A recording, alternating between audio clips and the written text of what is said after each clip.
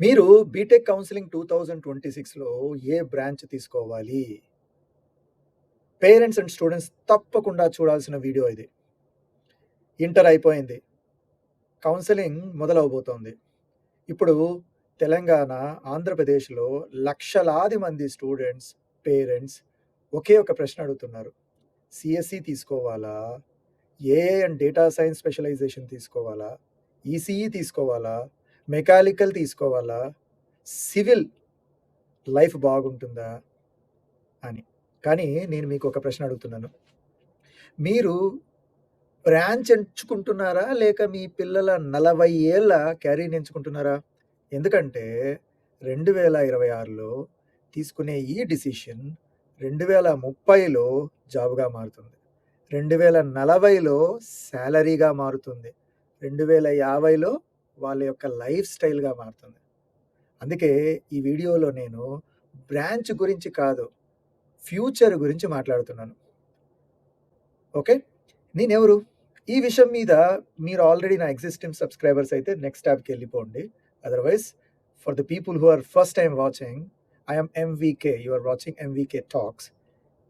నాకు 25+ years of IT, enterprise architecture, digital ట్రాన్స్‌ఫర్మేషన్‌లో experience ఉంది in UAE, Dubai. Middle east రీజియన్‌లో పనిచేస్తున్నాను 25 సంవత్సరాల నుంచి. మీరు చూస్తున్న పెద్ద పెద్ద కంపెనీస్ అరామ్కో కానీ, రైట్? లేకపోతే big organisations which are in the region, oil and gas కానీ, రీటైల్ కానీ, కార్‌ఫోర్ లాంటివి ఎన్నో దానిలలో నేను ఏఐ ఆటోమేషన్‌లో లీడ్‌గా పనిచేశాను. ఇప్పుడు నేను ఒక సీనియర్ పొజిషన్‌లో ఉన్నాను. Okay. Let's get into the subject. Branch ఎంచుకునేటప్పుడు అందరూ చేసే పెద్ద తప్పు ఏది? చాలామంది స్టూడెంట్స్ బ్రాంచ్ ఎంచుకునేటప్పుడు 3 విషయాలు మాత్రమే చూస్తారు. ఇది మీకు ఫన్నీగా ఉంటది. ఇది నిజం. మీరు చూసే ఉంటారు. నా ఫ్రెండ్ ఏది తీసుకున్నాడు? నా రిలేటివ్ ఏది చెప్పాడు? ప్రస్తుతం ఏ బ్రాంచ్ ట్రెండ్‌లో ఉంది? అని చూస్తారు.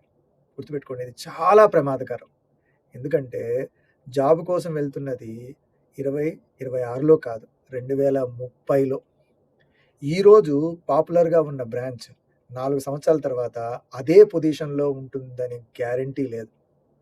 అందుకే నేను ప్రతి బ్రాంచ్‌ని 5 కోణాల్లో చూసి చెప్తాను. ఆ 5 కోణాలు ఏవి అంటే డిమాండ్, సాలరీ పొటెన్షియల్ ఎంతుంటుంది, ఇప్పుడున్నటువంటి ఏఐ రిస్క్ దాని మీద ఎంతుంటుంది, మీరు ఎంచుకునే బ్రాంచ్‌కి గ్లోబల్‌గా ఆపర్చునిటీస్ ఎలా ఉన్నాయి, దాన్ని లాంగ్ టర్మ్ స్టేబుల్‌గా ఉండగలిగే కెపాసిటీ ఉందా లేదా అనేది డీటెయిల్డ్‌గా మాట్లాడదాం. ఇప్పుడు ఒక్కో బ్రాంచ్‌ని నిజాయితీగా చూద్దాం. ఫస్ట్‌దొచ్చేసరికి అందరూ ఇష్టపడేది oldest one, computer science engineering. ఇది ప్రస్తుతం అందరి ఫస్ట్ చాయిస్. ఎప్పటికీ ఫస్ట్ చాయిస్. మరి సీఎస్ఈ తీసుకోవాలా? నా ఆన్సర్ దానికి అవుననే చెప్తాను. కానీ ఒక కండిషన్ ఉంది సుమి. సీఎస్ఈ డిగ్రీ ఒక్కటే ఉంటే సరిపోదు. ఎందుకంటే ఏఐ ఇప్పటికే సింపుల్ కోడింగ్ చేస్తోంది. కొన్నాళ్ళైతే కాంప్లెక్స్ కోడింగ్ కూడా చేసేస్తది. బేసిక్ వెబ్‌సైట్స్‌ని చేస్తోంది. సింపుల్ అప్లికేషన్స్‌ని బిల్డ్ చేసేస్తోంది. సింపుల్ టెస్టింగ్ కూడా చేస్తుంది. అంటే లిటరల్లీ మీరు సాఫ్ట్‌వేర్ ఇండస్ట్రీ డై అయ్యేది చూస్తారు. మరి చనిపోతుందా అంటే లేదు, అవును అని అందరూ అంటారు. నేనైతే లేదనే చెప్తాను.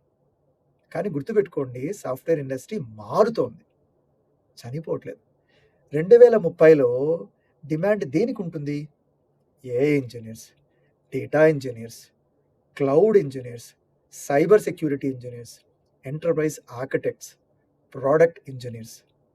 వీళ్ళకు అస్సలు భయపడాల్సిన అవసరమే లేదు. ఇంక సాలరీ గురించి మాట్లాడితే ఫ్రెషర్స్‌కి 4-10 లక్షల వరకు, అదే గుడ్ ఇంజినీర్స్‌కి 15-40 లాక్స్ వరకు, టాప్ టాలెంట్ ఉన్న వాళ్ళకి 50 లాక్స్ నుంచి ₹1,00,00,000 వరకు సీటీసీ ఉంటుంది. దీని మీద ఏ రిస్క్ పరంగా చూసామంటే మీడియంగా ఉంటుంది. లో రిస్క్ కోడింగ్ ఖచ్చితంగా తగ్గుతుంది. హై స్కిల్ ఇంజినీరింగ్ పెరుగుతుంది. నా వర్డిక్ ఏంటంటే సీఎస్ఈ ఇంకా స్ట్రాంగ్ బ్రాంచ్. కానీ డిగ్రీ కాదు, స్కిల్స్ మీ కెరీర్‌ని నిర్ణయిస్తాయి. Okay. Next go to the next one. That is AI and data science. ఇది చాలా రోజుల నుంచి ట్రెండింగ్ సబ్జెక్ట్, రైట్? మనం దాదాపు కొన్ని సంవత్సరాలు 4, 5 సంవత్సరాల నుంచి చూస్తున్నాం అగ్రెసివ్‌గా. అందరూ ఏఐ పైసే పరిగెడుతున్నారు, రైట్? కానీ నిజం చెప్పాలంటే ఏఐ అనేది, ఈ బ్రాంచ్ అనేది అందరిది కాదు. ఎందుకంటే ఏఐ అంటే చాట్ జీపీటీ ఉపయోగించడం కాదు. Maths, statistics, programming, data engineering, right? ఇవన్నీ కూడా ఉండాలి. ఈ బ్రాంచెస్‌లో మీరు స్ట్రాంగ్ అయితే 2030లో ప్రపంచంలోనే హైయెస్ట్ పేయింగ్ కెరీర్‌లో మీరు ఒకరై ఉంటారు. ఖచ్చితంగా దాంట్లో డౌటే లేదు ఇది. వీటిలో ఫ్రెషర్స్‌కి 6-12 లక్షలు, ఎక్స్‌పీరియన్స్ ఉన్న వాళ్ళకి 20-50 లక్షలు, టాప్ ఏఐ ఇంజినీర్స్‌కి ₹1,00,00,000 పైన సాలరీలు పర్ యానం వచ్చే అవకాశాలు ఉంటాయి. ఇవన్నీ నేను ఇండియా బేస్ చేసుకొని చెప్తున్నాను. ఏ రిస్క్ ఏ కోర్స్ మీద ఎలా చాలా తక్కువే ఉంటుంది. ఎందుకంటే మీరు ఏఐ నేర్చుకుంటున్నారు కాబట్టి. ఏఐనే బిల్డ్ చేసేది నేర్చుకుంటారు కాబట్టి మీరు ఆబ్వియస్‌గా ఏఐ మిమ్మల్ని రీప్లేస్ చేయదు. నా వాడికి ఏంటంటే హార్డ్ బట్ హైలీ రివార్డింగ్ అంటాను. తర్వాతది మనం చూడాల్సింది ఎలక్ట్రానిక్ అండ్ కమ్యూనికేషన్ ఇంజినీరింగ్. నా ఒపీనియన్ ప్రకారం ఈసీఈ ఈరోజు అత్యంత అండర్ రేటెడ్ బ్రాంచ్. అందరూ ఏఐ గురించి మాట్లాడుతున్నారు. కానీ ఒక ప్రశ్న, ఏఐ చిప్స్ ఎవరు తయారు చేస్తున్నారు? నివిడియా ఉంది, ఈరోజు చూస్తున్నారు కదా. దాన్ని ఎవరు తయారు చేస్తున్నారు ఆ చిప్స్? రోబోట్స్ ఎవరు డిజైన్ చేస్తున్నారు? సెమీకండక్టర్స్ని ఎవరు డెవలప్ చేస్తారు? సెల్ఫ్ డ్రైవింగ్ వెహికల్స్ చాలా ఉన్నాయి, ఎవరు బిల్డ్ చేస్తారు? ఆబ్వియస్లీ ఆన్సర్ ఏంటి? ఈసీఈ ఇంజనీర్సే. 2030లో semiconductor industry, robotics, defence technology, aerospace భారీగా గ్రో అవుతాయి. భయపడాల్సిన అవసరమే లేదు. ఓకే. సాలరీ గురించి మాట్లాడితే వీటిలో ఫ్రెషర్స్‌కి మనం 4-8 లక్షలు, స్పెషలైజ్డ్ ఇంజినీర్స్‌కి 15-35 లక్షలు, ఒకవేళ గ్లోబల్ ఆపర్చునిటీస్ ప్రకారం మనం మాట్లాడుకుంటే 40-1,00,00,000+ వరకు సాలరీలు అవకాశాలు ఉంటాయి. దీని మీద ఏ రిస్క్ చాలా తక్కువగా ఉంటుంది. నా వర్డిక్ ఏంటి దీని మీద అంటే it's a long term winner for sure. దీని తర్వాత మనము మాట్లాడాల్సింది ఎలక్ట్రికల్ అండ్ ఎలక్ట్రానిక్ ఇంజనీరింగ్. చాలా ఓల్డ్ బ్రాంచ్. మనం చాలా వరకు ఈ టెలికామ్ ఎలక్ట్రిసిటీ ఆర్గనైజేషన్స్లో చూస్తుంటాం. ఒక్కసారి ఆలోచించండి, ఏఐకి పవర్ కావాలి, డేటా సెంటర్స్కి పవర్ కావాలి, ఈవీ కార్స్కి పవర్ కావాలి, స్మార్ట్ సిటీస్కి పవర్ కావాలి, సోలార్కి పవర్ కావాలి, బ్యాటరీ సిస్టమ్స్కి పవర్ కావాలి. అంటే ఎలక్ట్రిసిటీ డిమాండ్ తగ్గుతుందా? లేదు, ఖచ్చితంగా లేదు, పెరుగుతుంది అన్నమాట. మనము వీటి సాలరీస్ గురించి మాట్లాడితే 4-8 లక్షలు ఫ్రెషర్స్కి మనం ఈజీగా మాట్లాడొచ్చు. ఎక్స్పీరియన్స్ వాళ్ళకి వచ్చేసరికి 12-30 లక్షల వరకు మాట్లాడొచ్చు. దీని మీద ఏ రిస్క్ డెఫినెట్లీ తక్కువే ఉంటుంది. నా వర్డిక్ ఏంటిది?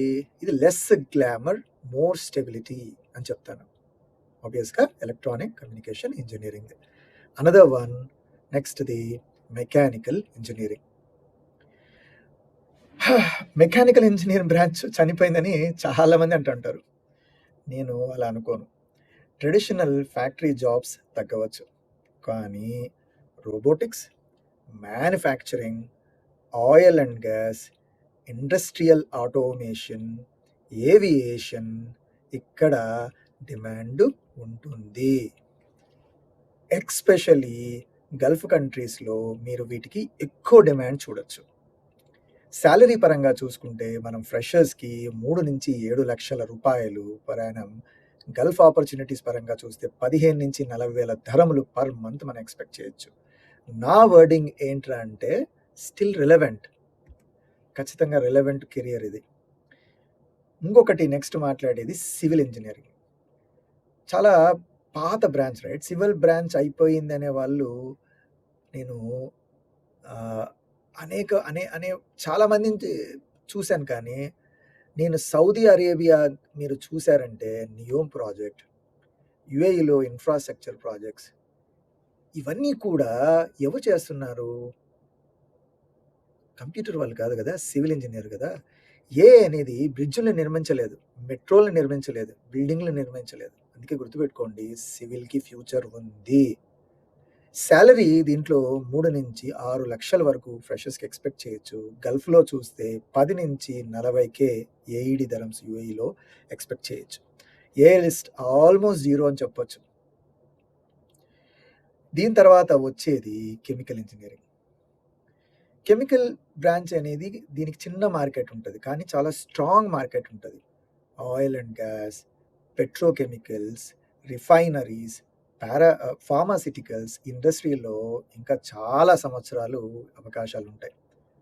ఎస్పెషల్ గల్ఫ్ కంట్రీస్‌లో భయపడాల్సిన అవసరమే లేదు. ఒకవేళ నేను నా పిల్లల కోసం ఏ బ్రాంచ్ ఎంచుకోవాలంటే ఎలా చూడాలి అంటే, హైయెస్ట్ సాలరీ పొటెన్షియల్ కావాలి అంటే AI, and data science, computer science, ECE, లేదు లోయెస్ట్ ఏఐ రిస్క్ ఉంది కావాలా నాకు అంటే ఈసీఈ, ట్రిపుల్ సివిల్, లేదు నాకు బెస్ట్ గల్ఫ్ ఆపర్చునిటీస్‌లో కావాలి, మిడిల్ ఈస్ట్‌లో జాబులు రావాలి అనుకుంటే ఈసీఈ, మెకానికల్, సివిల్, కెమికల్. అలా కాకుండా నాకు బెస్ట్ సాలరీ ఉండాలి, ప్లస్ స్టెబిలిటీ ఉండాలి అనుకున్నాననుకోండి, CSE, ECE, AI and data science ఉంటదనమాట. ఈ కాంబినేషన్స్ మనం తీసుకోవచ్చు. మీరు వీడియోను స్లో చేసుకొని మళ్ళీ ఆ పాయింట్స్ చూసుకోండి. పేరెంట్స్, ఈరోజు పాపులర్ బ్రాంచ్ ఏది అని అడగండి. 2035లో కూడా వాల్యూ ఉన్న బ్రాంచ్ అని అడగండి. స్టూడెంట్స్, మీరు డిగ్రీ ఎంచుకోవడం లేదు, మీ ఫ్యూచర్‌ని ఎంచుకుంటున్నారు. గుర్తుపెట్టుకోండి, స్కిల్స్ మాత్రమే మీకు లైఫ్ టైమ్ కెరీర్ ఇస్తాయి. అందుకే ట్రెండ్ చూసి కాదు, ఫ్యూచర్ చూసుకొని డిసిషన్ తీసుకోండి. ఇప్పుడు యాక్షన్ తీసుకుందాం మనం. ఏంటి మీ కాల్ ఫర్ యాక్షన్ ఏంటి? మీ ర్యాంక్ ఎంత? మీరు ఏ బ్రాంచ్ గురించి కన్‌ఫ్యూషన్‌గా ఉంది? సీఎస్ఈనా? ఏఐనా? ఈసీఈనా? ట్రిపుల్ ఈనా? మెకానికలా? లేకపోతే ఇందాక మనం మాట్లాడుకున్నట్టు సివిలా? కెమికల్ ఇంజినీరింగా అనేది కామెంట్‌లో రాయండి. నేను పర్సనల్‌గా మీకు రిప్లై చేస్తాను. ఇక్కడ ఇంకొక విషయం మీరు బాగా గుర్తుపెట్టుకోవాల్సిన విషయం ఏంట్రా అంటే, ఈ అన్ని కోర్సెస్‌లో మీరు ఏ కాలేజ్‌లో చేర్చాలనేది అన్నిటికన్నా డిఫరెన్షియేషన్ ఫ్యాక్టర్. మీరు ఎంత గొప్ప కోర్సులు తీసుకున్నా, క్యాంపస్ రిక్రూట్మెంట్స్ లేని కాలేజుల్లో మీ పిల్లల్ని గాని పెట్టారు అంటే, ఆ ఫస్ట్ బ్రేక్ త్రూ రాదు. కాబట్టి నేను పైన చెప్పినటువంటి అన్ని చెకప్‌లు ఏవైతే ఉన్నాయో కోర్సెస్ చూసుకొని, వాళ్ళ యొక్క ఫిట్‌మెంటు, మీ యొక్క కోరిక, పిల్లల కోరిక ప్రకారం సెలెక్ట్ చేసుకొని నంబర్ 1. నంబర్ 2, ఏ కాలేజీలో అయితే క్యాంపస్ రిక్రూట్మెంట్స్ ఉన్నాయో మీరు దాన్ని సెలెక్ట్ చేయాలి. గుర్తుపెట్టుకోండి, క్యాంపస్ రిక్రూట్మెంట్స్ లేకపోతే పిల్లలకు బ్రేక్ త్రూ రాదు. చాలా కష్టం. అది ఎక్కడున్నా కూడా మీరు క్యాంపస్ రిక్రూట్మెంట్స్ ప్లాన్ చేయాలి. మీరు చాలా సార్లు ఆలోచిస్తుంటారు కదా! రూ. 1,00,000, 2,00,000 కోసం ఓవరాల్‌గా ఆలోచించి కన్‌ఫ్యూజ్ అవ్వద్దండి. 2 ఆప్షన్స్ ఉన్నాయి. ఒక దీనికి, దానికి చూసినప్పుడు కొద్దిగా అమౌంట్ ఎక్కువ ఉన్నా కూడా మీరు క్యాంపస్ రిక్రూట్మెంట్ సైడే వెళ్ళాలి.